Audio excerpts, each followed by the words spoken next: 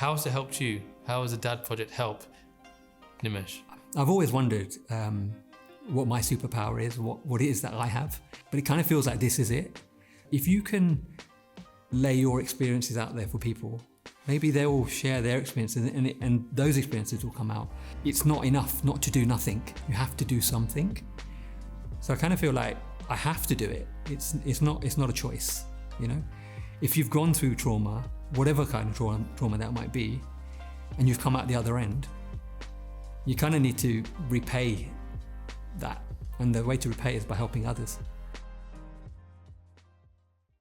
Imagine carrying the weight of expectations, silent struggles, and the pressure to always have it together. The Dad Project is a space for open, honest conversations about men's mental health. Raw, real, and long overdue.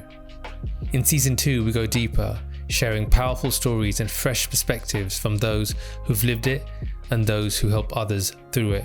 Filmed at the Old Court in Windsor, this season is about breaking stigmas, redefining strength, and starting conversations that matter. I'm your host, Naroop Juti. Let's talk.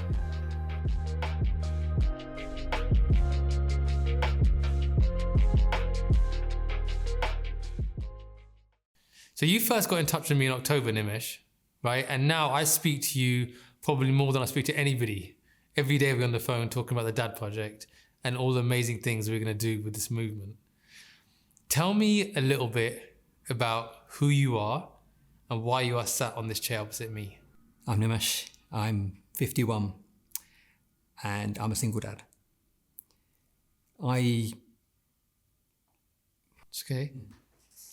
Okay, so you're a single dad. What does that mean to you?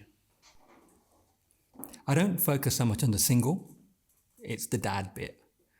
And I think probably more so now than when I was in a conventional family. So now being a dad means so much more to me. I think if anything, when I was in a relationship, I was probably a little bit absent, you know.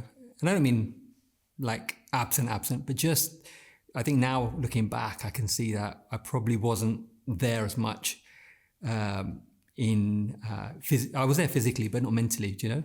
But now, you know, when I'm with my children, I'm with them. Limit time on my phone when I'm with them. I try to be present for them.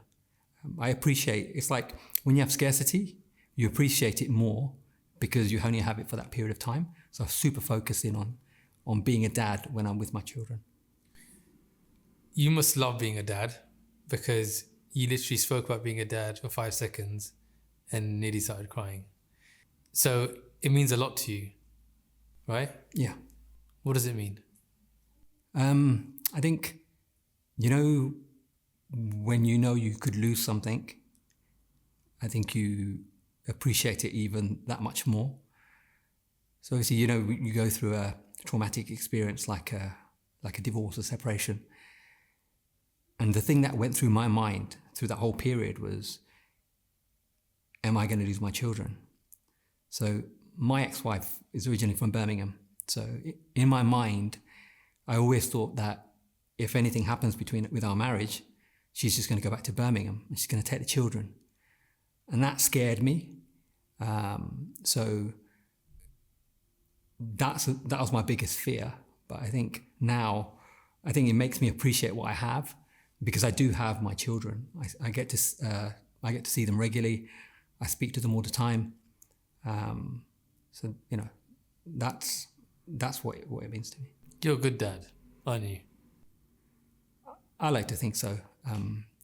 Could I be better? Probably. Are there worse dads? Most definitely. But, you know, I like to think I'm doing the best I can do. And I think ultimately that's all we can ask of ourselves is to the best we can. I say that to my children when it comes to anything, you know, whether it's their studies or whatever it is they're doing. Just do the best you can do. No one's asking you to be, you know, Steven Gerrard or whatever, you know, the best of the best, but do the best of what you can do, and be happy with that. And I'll be happy if you're happy. If you're happy doing the best you can do, then that's good enough for me. if I got your two boys to sit down and I had a conversation with them, what would they tell me about their dad?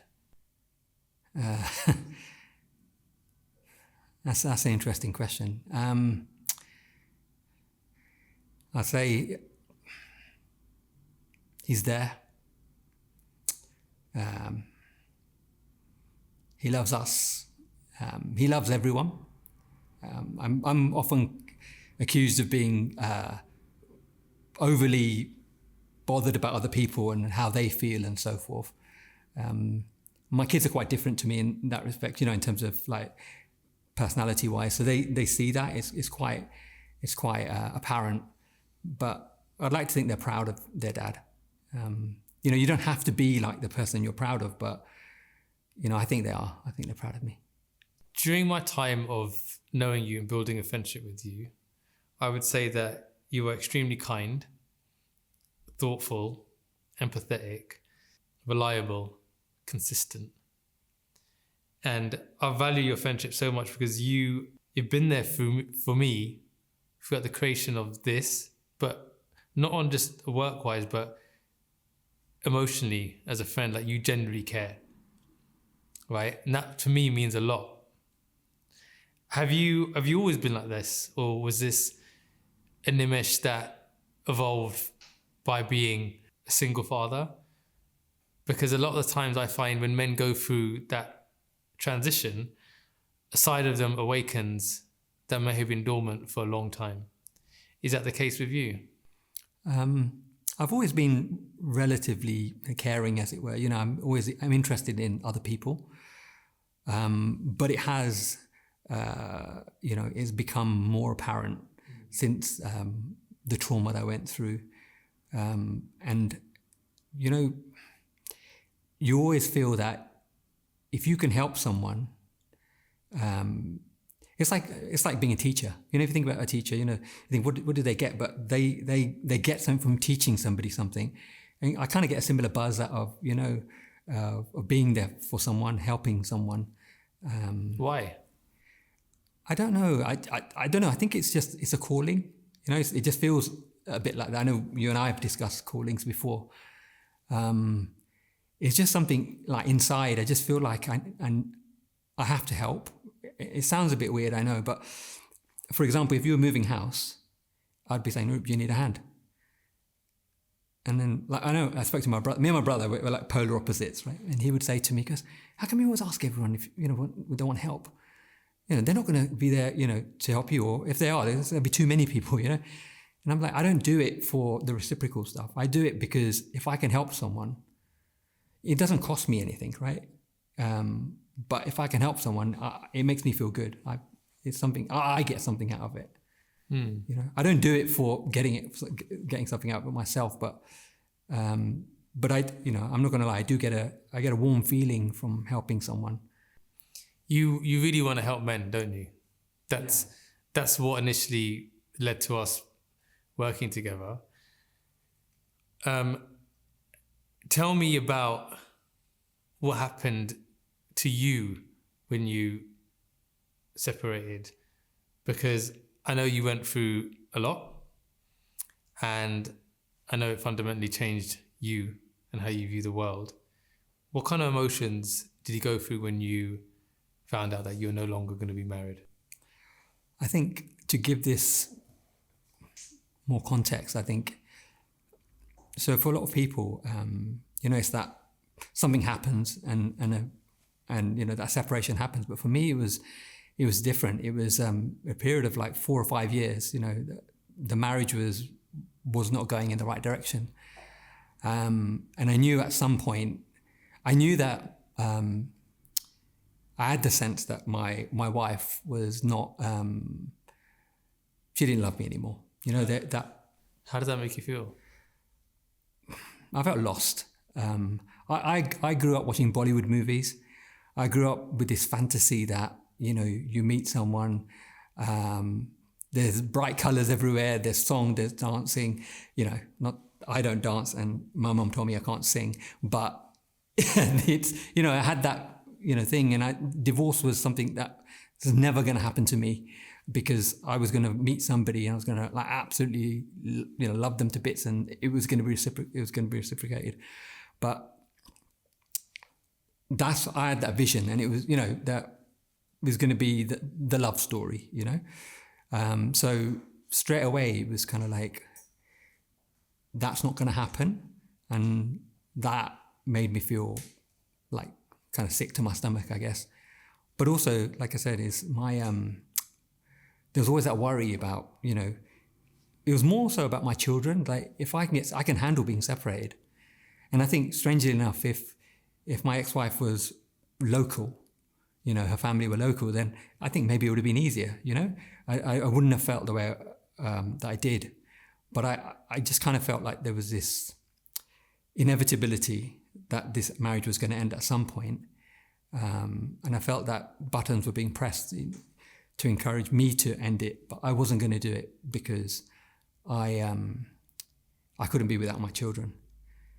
So, I'll suck it up. I'll deal with it.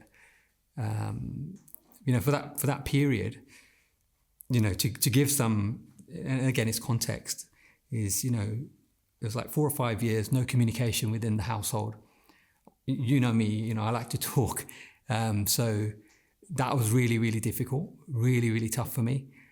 On the outside, when I'm at work or with my friends or with my family, nobody would know any different. You put on a persona, you put on another mask, I guess, and you're out there.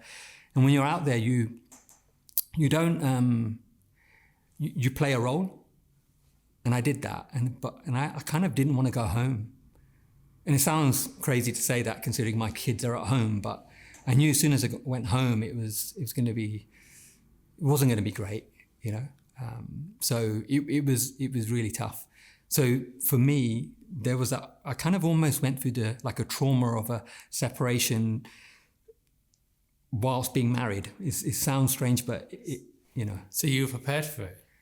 Yeah, I was, as much as you can be. In my mind, I'd always said to myself that one is, I never wanted to have my kids say that dad left. I didn't want my kids to say that, oh, dad had walked out.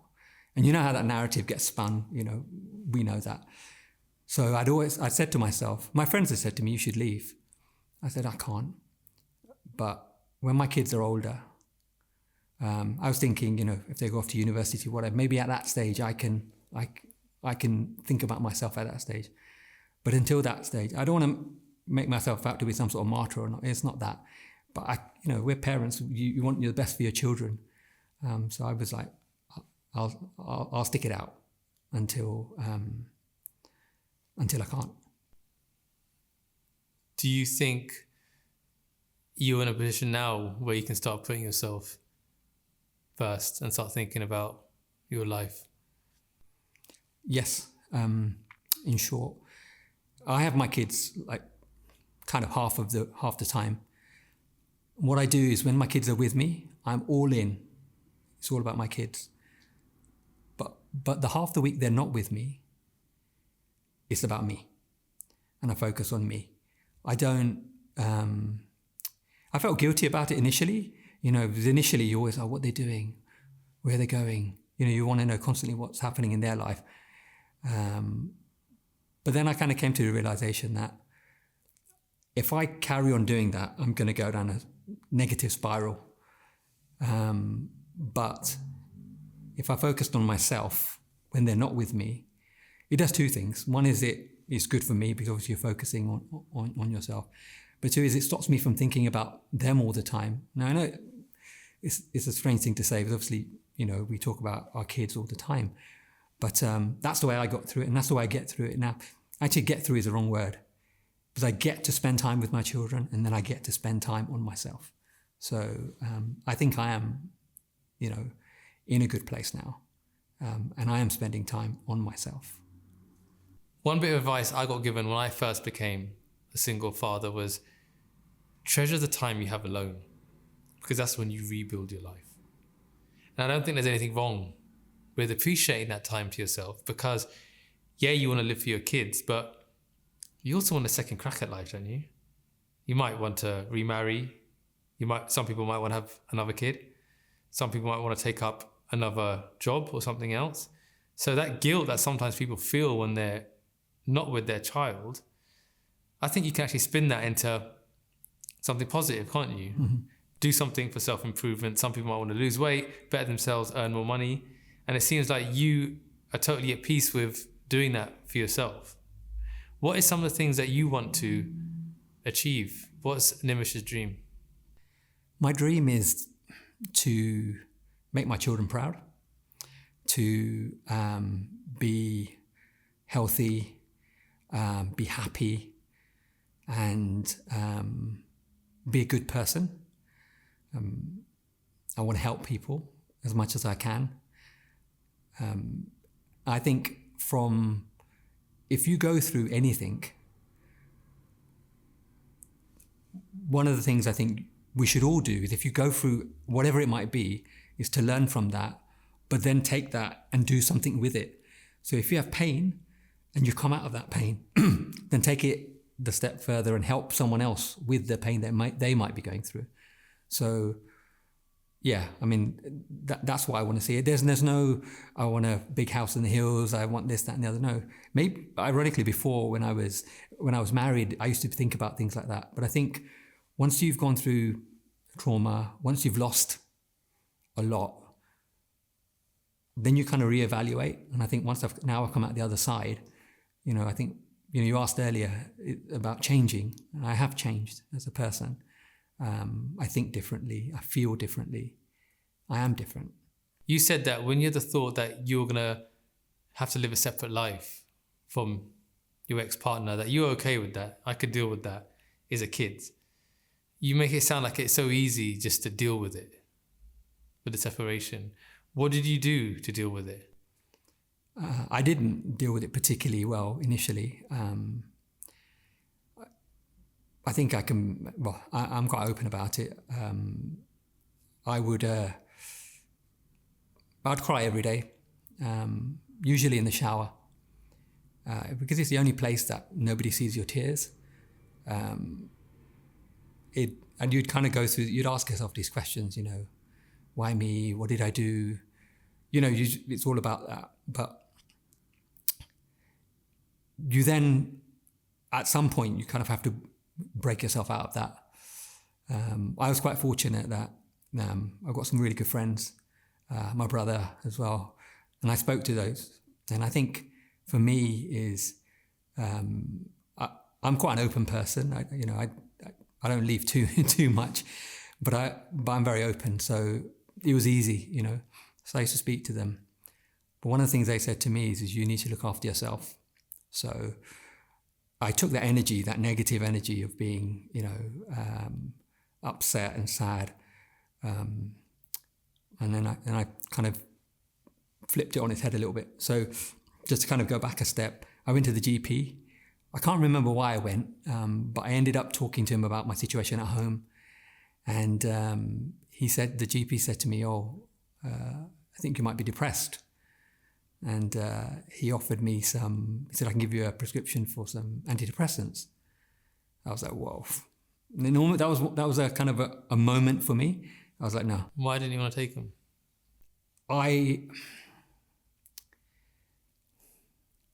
I'd heard things about people, taking antidepressants and how, they can be addictive and you could end up going down a different spiral.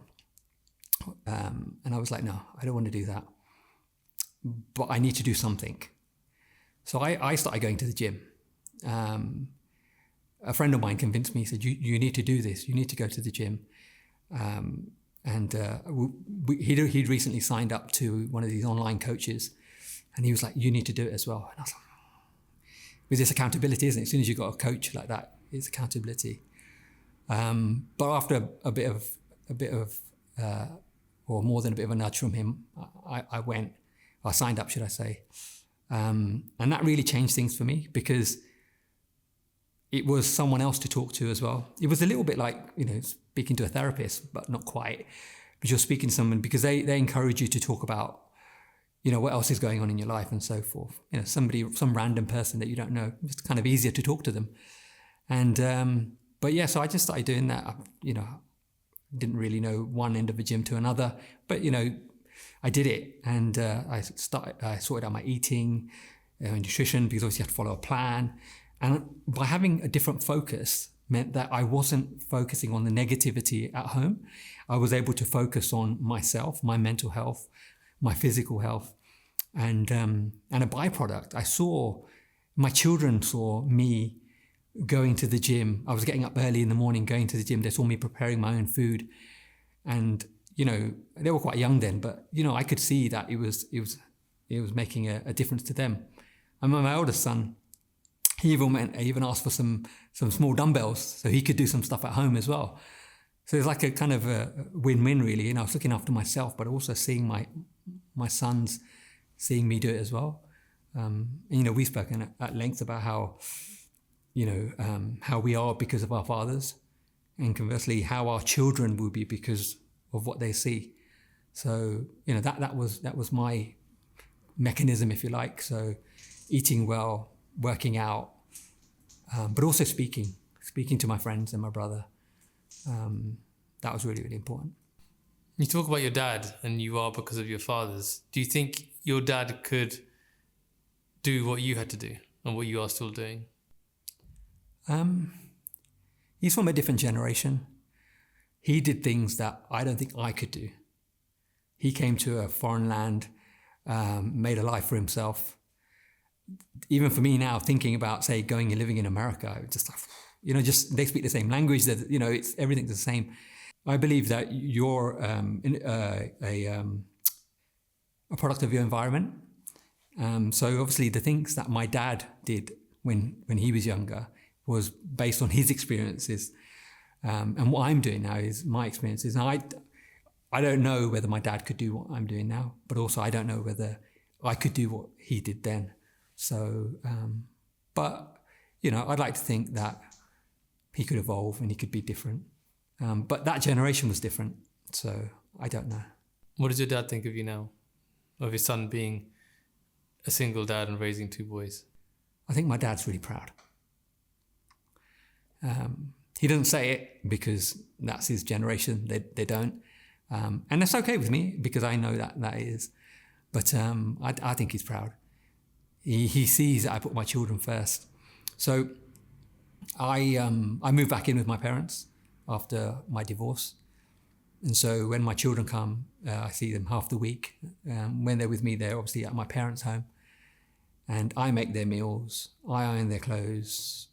I take care of all this stuff. My mum's like, no, I'll do it. I said, no, I'll do it. It's my job. So, like I said, he doesn't say it, but I know he is. Do you think you iron your clothes for your children or for yourself? It's for myself. I feel like, that these are things I need to do for them, although I don't need to do them. I mean, they're teenagers, should be ironing their own clothes, right? But it's, as a single parent, you have to be careful that you don't overcompensate for the fact that you are, you're only there half the time. I'm quite good at that when it comes to things like gifts and stuff like that. I don't try and buy them, that's not what it's about. But you're right, I do a lot of stuff which they probably should do, but if I don't do it, I kind of feel like, what bit am I contributing, So I kind of, to answer your question, yes, I am doing it for myself. But yeah. You need it. I need it, yeah. I need that. Because I've got teenage boys. They don't need anyone. They don't need anything. They can do everything themselves. So if I kind of left them to it, boys are boys. If I left it to it, they wouldn't eat. They would just sit there until, a plate arrived. But I need that. It makes me feel like I'm doing something. Something I probably should have done more of before. But I'm more than making up for it now. And you're a good dad. You are. So you should know that. And I'm proud of you, man. What made you message me in October of last year? Interestingly enough, so I didn't follow you on Instagram. We met once before. But I saw a podcast that you were on. And And you talked about the dad project in that. And I mean, the clip on Instagram was 60 seconds, but that was enough. I was like, I need to know more. What is it that you're doing? And obviously I'd seen the stuff you'd done on the Sing project, so I knew what you were about, but I kind of just needed to know more. So then I basically just scoured the internet. I was just like stalking you and the dad project, see what I could find out. And then I watched a couple of the videos that you posted, and then I went through your Instagram, and I was like, oh damn, he did this in April. And I was thinking, yeah, might be too late. Doesn't matter. Let me just message him. So like I messaged you on Instagram. I don't mind saying I didn't hear back. So then I thought, right, I need to get in contact. So, I found an email, I emailed you.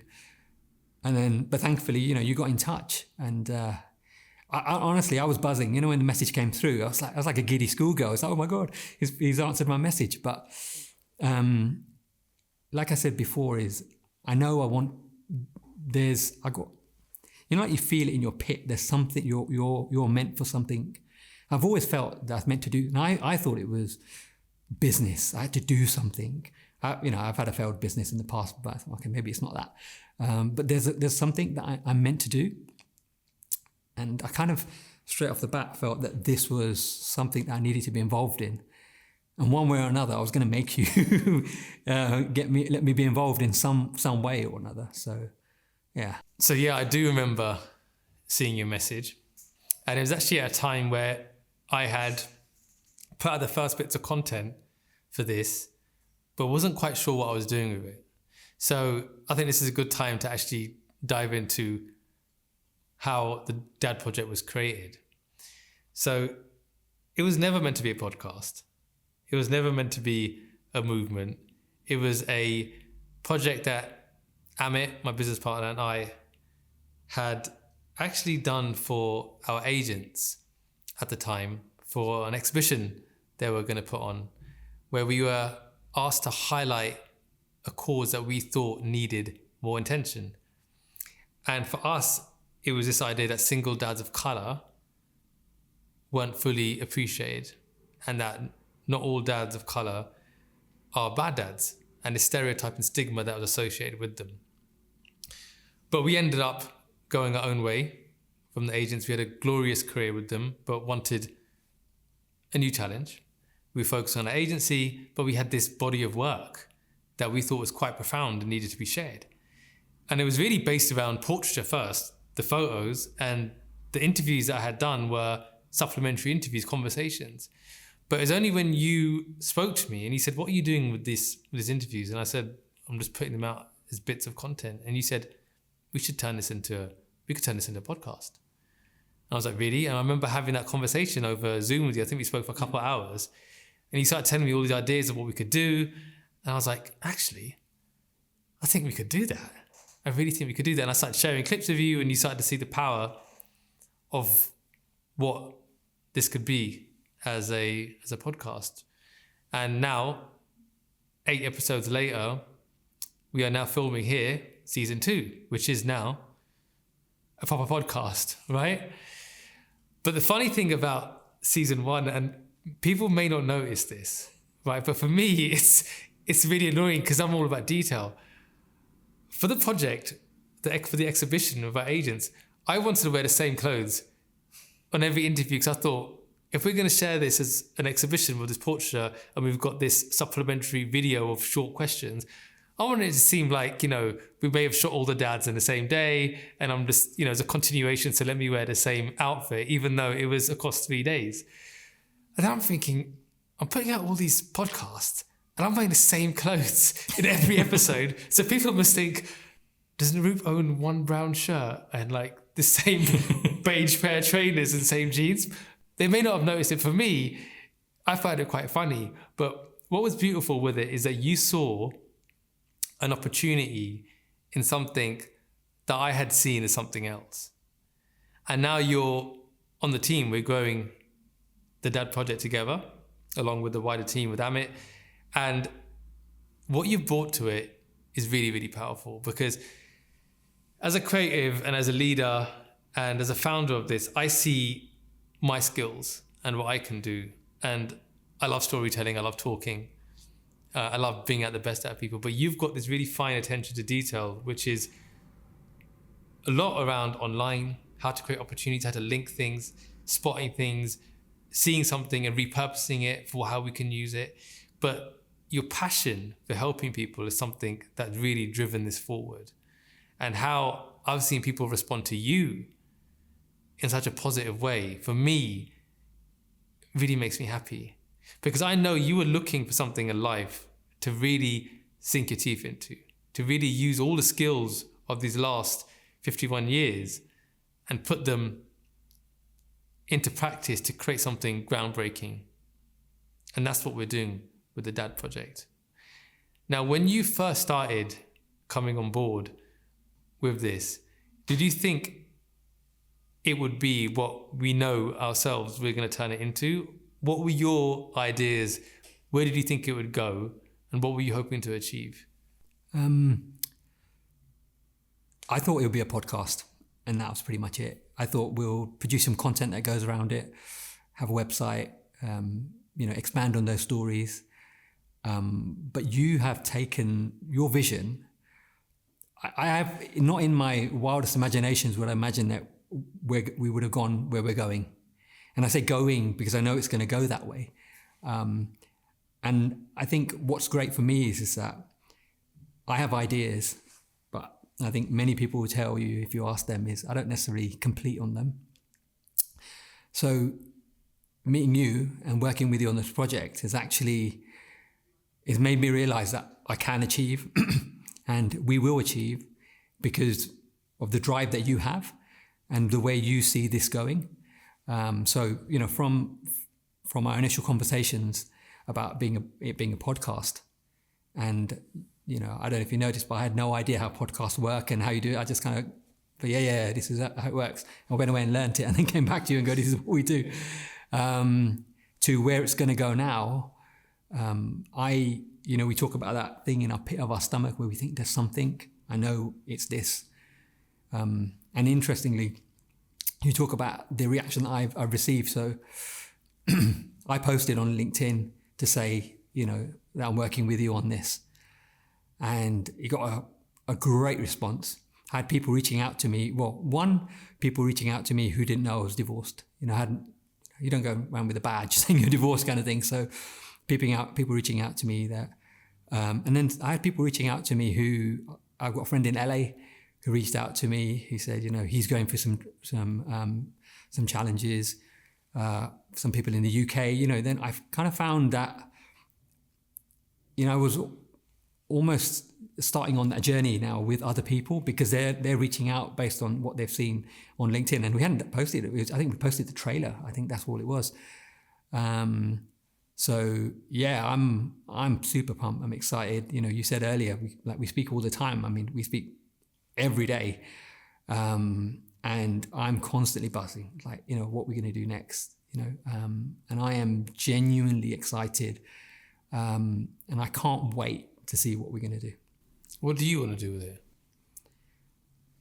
I just want to help people. And this project is creating the vehicle to help people. So, whether that's, through a group, through a men's group, whether that's through somebody going online and finding some content, whatever that may be, that's what I want it to be. I just want it to be easy to get help. I think one of the things we spoke about way back when was, this thing around where to go to for help. We were fortunate. We had people we could turn to. But what about those people who don't have people to go to? I want to be able to think that we can help them, whoever they may be. Why do you want to help people? Because I asked myself the same question. Because I also too have always had this burning desire to help, but I've always seen myself as a source of inspiration for people, and I don't know why. And this is not an egotistical way, but I've always taken care of my appearance, my health, what I say, what I read. I've always offered advice, sometimes when people don't want it, right? But I can't help but jump in and say, but if you did this, or if I see someone who's got potential, I want to bring it out of them. I don't know why. I actually don't know why. And I asked myself that question. But through this, I think maybe the universe was like gearing me up and say, get ready, like this is what you're going to do. And then everything fell into place. What is it in you that makes you want to help people? Because it might seem normal to you, but it's actually not common. So my dad is often, my mum often tells him, why are you doing that? Why are you like helping them? What, not in a thing way, but if someone doesn't even have to, ask, my dad's like on it.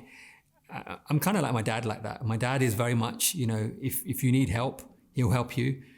Probably a bit like you, if he's going to offer the advice, whether you want it or not. But yeah, I think bringing it full circle again is, we mentioned earlier about we are kind of some sort of image of our parents. And I guess that's probably why I see my dad help so many people in different guises, whatever, whether it be helping them set up a business or whether it helping them. Back in the day, used to help people get married, how they introductions and stuff.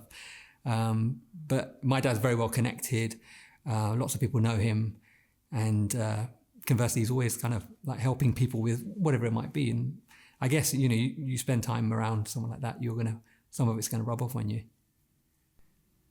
When a man is exposed to the Dad Project and all the things that we're creating and building around it, what do you want it to do for that man? I want it to empower them.